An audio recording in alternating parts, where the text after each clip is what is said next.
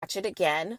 And I think that I would put it in the category of musical movies that you can watch over and over again. Like, I can watch Jackson's The American Dream every time it comes on. I can watch The Temptations. I can watch Dreamgirls. I can watch a lot of those movies over and over again just because, like, you just discover new things about your faves. I did not know that Twinkie was locked. Okay, I'm not going to tell you. But also Miss Maddie Moss Clark. Woo wee.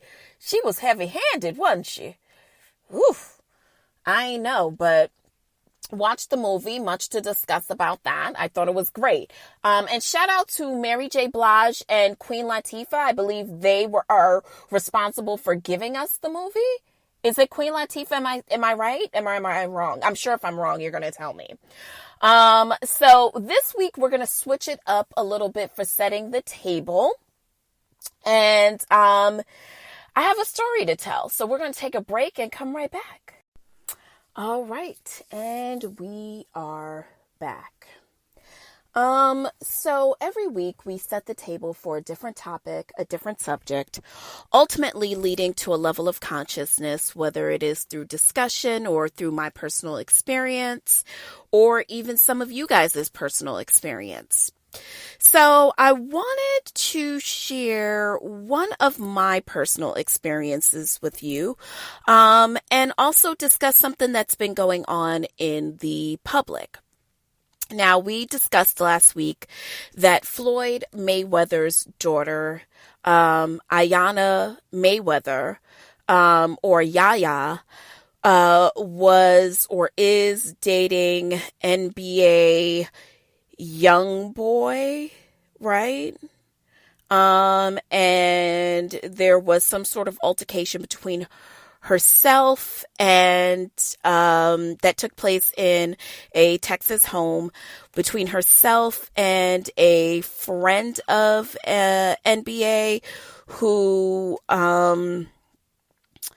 happened to be a young lady who they were alleging was his baby's mom, but I'm not sure.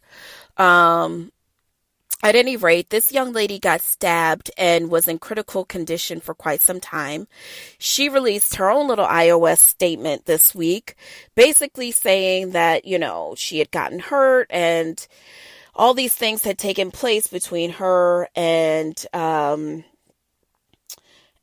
young boy. And, listen, the reason why I'm bringing that up and why it is prevalent to me is, we've talked on this show about polyamorous relationships and the different types of polyamory, and, people automatically think like a menage, or they think like, oh, someone who is, like a Mormon and just married to, allegedly, and married to different women or different men or whatever, some sort of cult shit, like, who knows? Listen, I don't know if that is in fact like kind of how everyone gets down, but I know that we've talked in length about that experience and talked about how, everyone needs to define the terms of their own relationship. So, I have been seeing someone who is in a relationship. Now, formally, not only could I not do that, but I also would be judgmental of women who did it. Not that I've never gone out with, somebody or never cheated before, because I think we all have. But like, I don't know. There's always this sense, especially as a woman who, I can't tell you how many times I have gone out with men, and because I was in a relationship with them and we never defined the terms of our relationship, I assumed exclusivity. And they didn't. One of the biggest mistakes that you can make in your relationship is to assume what the rules of engagement will be. You can't assume just because you and someone decide to be in relation with each other that means that you are going to be they're going to be exclusive to you. So you have to definitely speak on the terms of engagement between you and anybody. You just have to. Because oftentimes what has happened to me is there was a lack of defining what the terms, or I let him decide what the terms were. So he, I would assume I was in an exclusive relationship only to find out that, yeah, I was exclusive to him. He was not exclusive to me. But I just assumed that because we were together, that's what that meant. So I had someone call me this week and identified herself as a baby mom, and also she didn't say his girlfriend. She identified herself as his baby's mom, which, again, I don't know why women, I don't know. Let me ask y'all something. Is there different levels of baby mom? Is there like baby mom, which means that me and him is in an exclusive relationship, or baby mom meaning that like I'm just his baby's mom, or baby mom meaning I am a like, I just feel like baby mom is like the word, I don't know. I almost feel like it's like the word bitch. What level are we talking about here? Don't identify yourself as being the character of somebody else. I'm his baby's mom's, not even his girlfriend.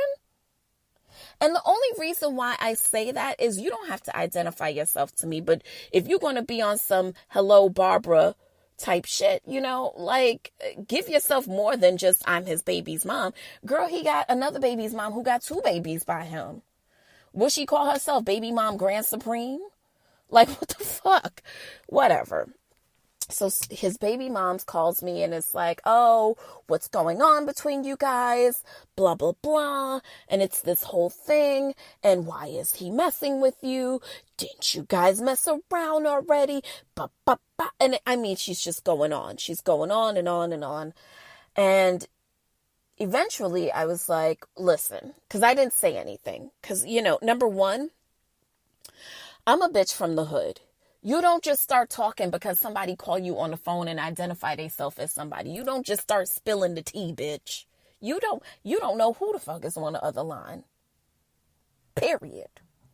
And that's on period poo. Okay? So whatever. She's like, this, that, whatever. I'm like, all right, cool. I'm like, look, sweetie. You really need to talk to him. That's who you're in relation with. You need to talk to him. So you mean to tell me, and I'm like, girl, I don't mean to tell you anything. You need to talk to him. I've always been one of those people that's kind of like, what would give you the odd, and listen, I've been in her shoe. I've been in her shoes. I know what it's like to call the other woman and be mad at her and identify her. I know that. I know that move. I made that move. I know that move. I know what it's like to call the other person and see them as your problem. Because honestly, if you're calling the other person and you're not calling your significant other, therein lies the problem. Obviously, there's a lack of accountability, there's a lack of communication, and there's a lack of understanding. Now, my 40-year-old self can say that. My 25-year-old self couldn't say that. My 30-year-old self couldn't say that. Bitch, my 37-year-old self couldn't say that. But my 40-year-old self can say that because I acknowledge at this point my lack of properly communicating. You cannot assume any rules of engagement when it comes to being in relation with anyone. And that is whether it is a platonic relationship, it is an amorous relationship, it is a familial relationship, it is a spiritual relationship. You cannot assume the rules of engagement for anyone. It is imperative that you do not allow someone to define what the rules of engagement are just by giving you a title.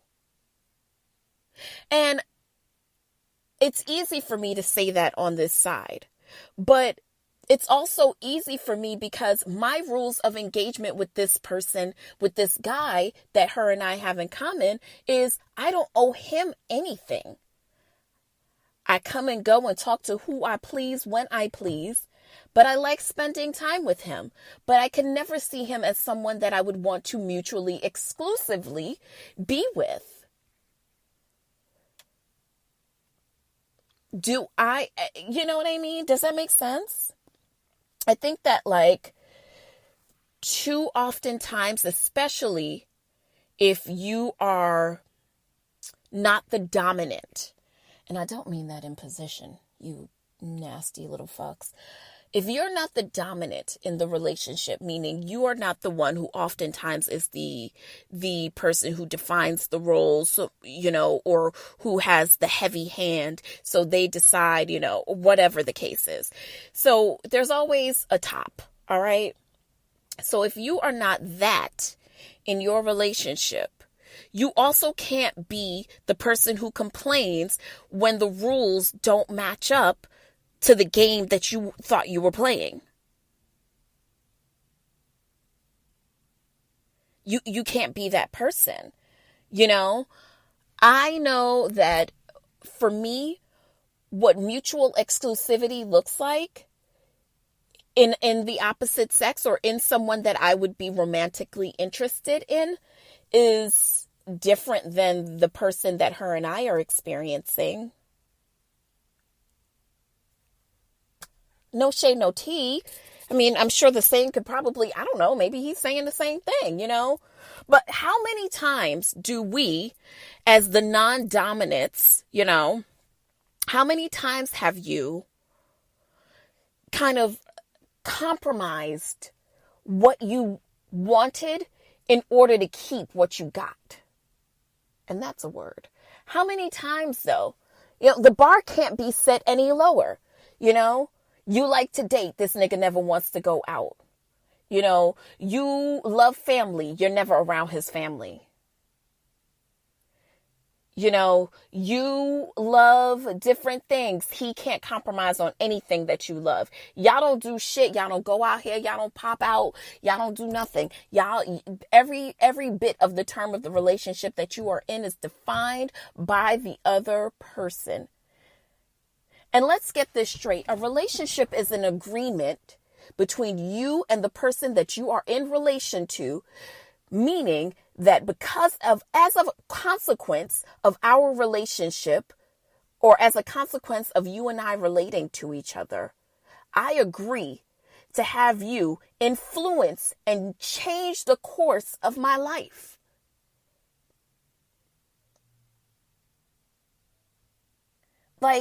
You have to understand that, to me, there is no compromising on what the word relationship means.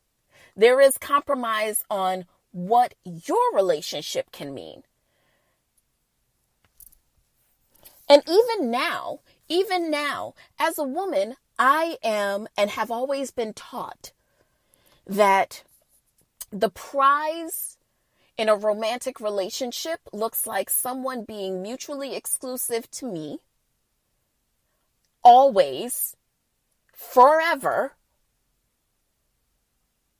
Someone who is attentive to my love languages and knows how to properly communicate his.